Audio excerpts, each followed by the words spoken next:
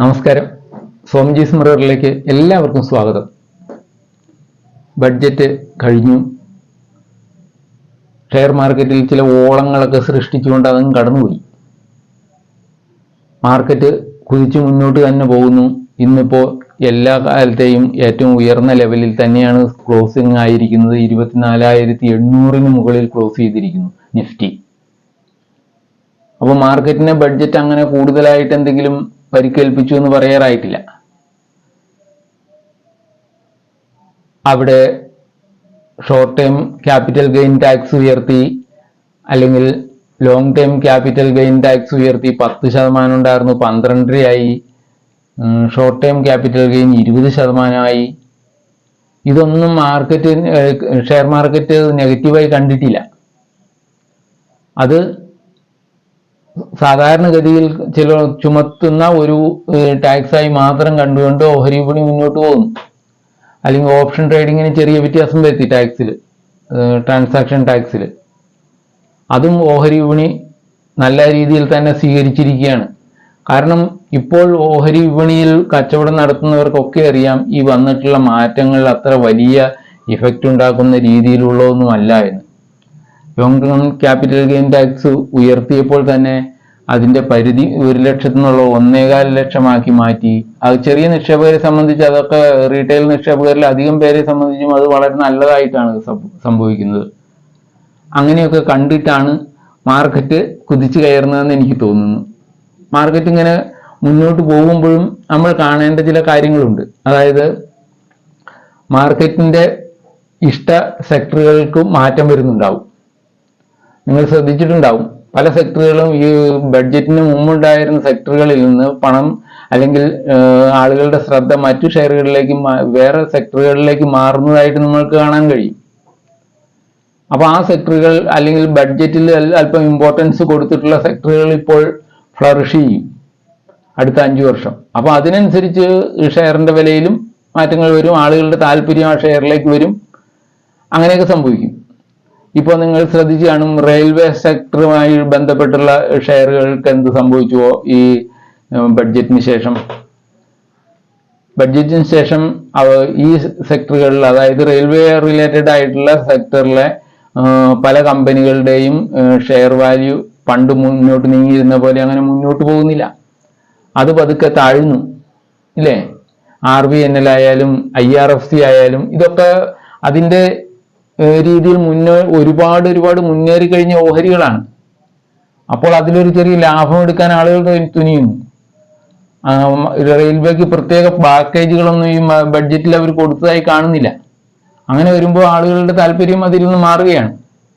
അപ്പോൾ ആ ഷെയറുകളിൽ നിങ്ങൾ നിക്ഷേപിച്ചിട്ടുള്ളവരാണെങ്കിൽ, വളരെ നല്ല ലാഭത്തിൽ നിൽക്കുകയാണെങ്കിൽ തീർച്ചയായിട്ടും നിങ്ങൾക്ക് ലാഭം എടുത്തുകൊണ്ട് മാറുക തന്നെ വേണം. എൻ്റെ അഭിപ്രായമാണ് കേട്ടോ. നിങ്ങൾ നോക്കിയതിന് ശേഷം മാത്രം ചെയ്യുക. ടെക്സ്മാക്കോ റെയിലൊക്കെ ഞാൻ 168, 78 ഉള്ളപ്പോൾ നിർദ്ദേശിച്ചിരുന്ന ഷെയറുകളാണ്, ഞാനിതിലൊക്കെ സൂചിപ്പിച്ചിരുന്ന ഷെയറുകളാണ്. അതിനൊക്കെ വലിയ ഉയരങ്ങൾ കീഴടക്കിയിരുന്നു. അതിപ്പോൾ വെറുതായി താഴോട്ട് വരുന്നുണ്ട്. അപ്പോൾ അതിനു മുമ്പ് അതിൻ്റെ ലാഭം എടുത്ത് മാറി നിൽക്കുന്നത് നല്ലതാണ്. ഇനി അടുത്ത ഇമ്പോർട്ടൻസ് വരുന്ന സെക്ടറുകളാണ് എല്ലാവരും നോക്കുന്നത്. അപ്പോൾ അതിലേക്ക് ഈ ക്യാഷ് മുടക്കാൻ നമ്മൾക്ക് കഴിയണം. അങ്ങനെയൊക്കെ മാറ്റങ്ങളോടുകൂടി നമ്മളുടെ ക്യാഷിൻ്റെ മൂവ്മെന്റ് കൃത്യമാക്കി വെക്കുമ്പോഴാണ് നമ്മൾക്ക് ലാഭം കൂടാൻ സാധ്യതയുള്ളത്. അതിനാൽ നിങ്ങൾ ശ്രദ്ധിച്ച് നോക്കുമ്പോൾ അറിയാൻ പറ്റുന്ന ചില മേഖലകളിൽ ഇപ്പോൾ തന്നെ ചലനം ആരംഭിച്ച മേഖലകളുണ്ട്. IT മേഖലയിൽ ഇപ്പോൾ ഒരു മാറ്റം വരികയാണ്. IT മേഖല കുറെ കാലങ്ങളായി കോവിഡിലുണ്ടായ ആ ഭയങ്കരമായ മുന്നേറ്റത്തിന് ശേഷം അത് ഇങ്ങനെ തളർന്നു കിടക്കുകയായിരുന്നു. പക്ഷെ അതിൻ്റെ കമ്പനികളുടെ റിസൾട്ടുകൾ വലിയ മോശമില്ലാത്ത റിസൾട്ടുകൾ വന്നു. അപ്പോൾ ആ സെക്ടറിലേക്ക് എല്ലാവരും താല്പര്യം വരുന്നുണ്ട്. ഇപ്പോൾ ഇൻഫോസിസ് ആയാലും IT മേഖലയിൽ മുൻനിരയിലുള്ള ഇൻഫോസിസിലൊക്കെ ഒരുപാട് മാറ്റങ്ങൾ വന്നു. ബ്രോക്കറേജ് സ്ഥാപനങ്ങളുടെ റേറ്റിങ്ങിനൊക്കെ വ്യത്യാസം വന്നു. IT അങ്ങനെ ലൈം ലൈറ്റിലേക്ക് വരികയാണ്. അതുപോലെ ബഡ്ജറ്റിൽ ഏറ്റവും കൂടുതൽ പ്രാധാന്യം കൊടുത്തിട്ടുള്ള ന്യൂക്ലിയർ പവറിനെ സംബന്ധിച്ച്, ന്യൂക്ലിയർ പവറിന് ഒരുപാട് ഇമ്പോർട്ടൻസ് കൊടുത്തിട്ടുണ്ട് ഈ തവണത്തെ ബഡ്ജറ്റിൽ. ക്യാഷ് ലക്ഷം കോടികളാണ് വരുന്നത്. അപ്പോൾ തീർച്ചയായിട്ടും ആ മേഖലയുമായി ബന്ധപ്പെട്ട് പ്രവർത്തിക്കുന്ന കമ്പനികൾക്കാണ് അടുത്ത സാധ്യത കിടക്കുന്നത്. അതിലും മികച്ച കമ്പനികൾ നമുക്കൊക്കെ അറിയാവുന്ന കമ്പനികളായിരിക്കും. NTPC, BHEL, siemens. ഇത്തരം കമ്പനികൾക്ക് അടുത്ത കാലത്തിന് വരാൻ പോകുന്ന മാറ്റങ്ങളെ കുറിച്ച് നോക്കണം. വാൾചന്ദ് നഗർ, ഇത്തരം ഓഹരികൾ നിങ്ങൾ ശ്രദ്ധിക്കുന്നത് നല്ലതാണ്. കാരണം ന്യൂക്ലിയർ പവർ മേഖലയിലേക്ക് നല്ല പണമാണ് ഗവൺമെന്റ് മുടക്കാൻ തീരുമാനിച്ചിരിക്കുന്നത്. അപ്പോൾ തീർച്ചയായിട്ടും നമ്മളുടെ എനർജി മേഖലയിൽ, റിന്യൂവബിൾ എനർജി മേഖലയിൽ ആ സെക്ടറിലുള്ള, അതായത് ന്യൂക്ലിയർ സെക്ടറിൽ പ്രവർത്തിക്കുന്ന കമ്പനികൾക്ക് ഇമ്പോർട്ടൻസ് കൂടും. അപ്പോൾ അത് ശ്രദ്ധിക്കുക. പിന്നെ ബാങ്കിങ് മേഖലയിലാണ്. ബാങ്കിങ് മേഖലയിൽ ഇപ്പോൾ അല്പം താഴോട്ട് നിൽക്കുന്നത് എന്താണെന്ന് വെച്ചാൽ, എല്ലാ ബാങ്കുകളുടെയും റിപ്പോർട്ടുകളിൽ പറഞ്ഞിരിക്കുന്ന ഒരു കാര്യം, മിക്കവാറും എല്ലാ ബാങ്കുകളും തന്നെ FD കളക്ഷനിൽ പുറകോട്ട് പോകുന്നു.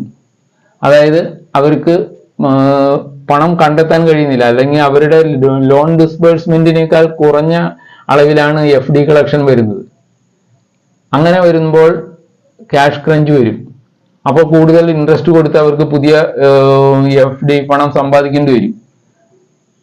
അങ്ങനെ ഒരു സർക്കിളിലേക്ക് വരുന്നതിനെ തടയാൻ വേണ്ടി കേന്ദ്ര ഗവൺമെന്റ് ഇപ്പൊ അത് RBIയുടെ ഗവർണർ പറഞ്ഞിരുന്നു, ബാങ്കുകൾക്ക് അതൊരു ഭീഷണിയാണ്, FD കളക്ഷൻ കുറഞ്ഞുകൊണ്ടിരിക്കുന്നു, അപ്പോൾ ലിക്വിഡിറ്റിക്ക് വ്യത്യാസം വരും എന്നൊക്കെ പറഞ്ഞിരുന്നു. ഇതിനു മുമ്പ് ബഡ്ജറ്റിന് മുൻപ് മുന്നോടിയായിട്ട് പറഞ്ഞിരുന്നു. അപ്പോൾ ആ രീതിയിലും ഇതൊക്കെ നോക്കണം. എങ്കിൽ തന്നെയും ബാങ്കുകൾ ഇപ്പോഴും അണ്ടർ പെർഫോം ചെയ്തിട്ടുള്ള ഒരു സെക്ടറാണ്. വളരെ കുറഞ്ഞ വിലയിൽ പല നല്ല ബാങ്കുകളുടെയും ഷെയറുകൾ കിട്ടും.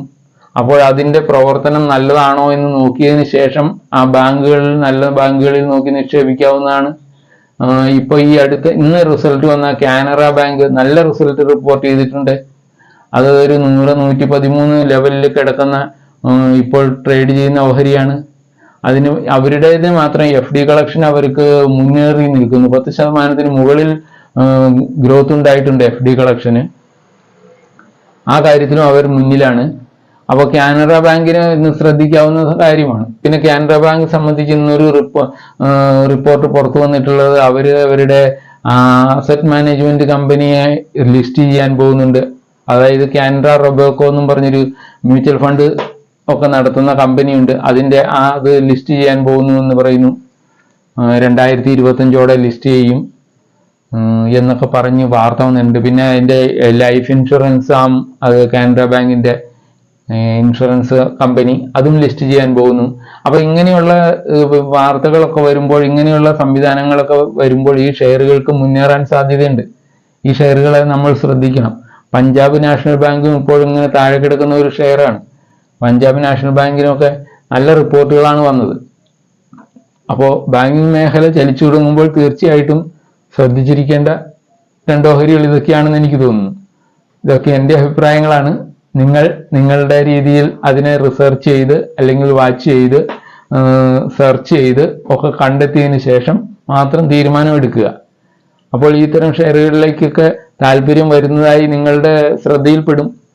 കാരണം ബഡ്ജറ്റിന് ശേഷം ഉണ്ടായ ചില കാര്യങ്ങളിലൂടെ ഇത്തരം മേഖലകളിലേക്ക് പണം ഒഴുകുന്നതായി നമുക്ക് മനസ്സിലാവും. നിങ്ങൾ ശ്രദ്ധിച്ചാൽ മനസ്സിലാവും. അപ്പോൾ തീർച്ചയായിട്ടും ആ മേഖലയിലുള്ള ഷെയറുകളെ നോക്കി വയ്ക്കാവുന്നതാണ്. നിങ്ങൾ തീർച്ചയായിട്ടും അത് ചെയ്യുമെന്ന് എനിക്ക് ഉറപ്പുണ്ട്. ചില മേഖലകൾക്ക് പ്രാധാന്യം കുറഞ്ഞു വരുന്നുണ്ടെങ്കിൽ ആ മേഖലയിൽ നിന്ന് തൽക്കാലം നമ്മൾ ലാഭം എടുക്കാവുന്ന ഒരവസ്ഥയിൽ വിട്ടു മാറുന്നത് തന്നെയാണ് നല്ലത്. ഓക്കെ, വീണ്ടും കാണാം. എല്ലാവർക്കും ഇഷ്ടമായി എന്ന് പ്രതീക്ഷിക്കുന്നു. ഇത് ആദ്യമായിട്ട് കാണുന്നവരാണെങ്കിലും ഒന്ന് സബ്സ്ക്രൈബ് ചെയ്ത് സഹായിക്കുക. വീണ്ടും കാണുന്നതുവരെ നമസ്കാരം, നന്ദി.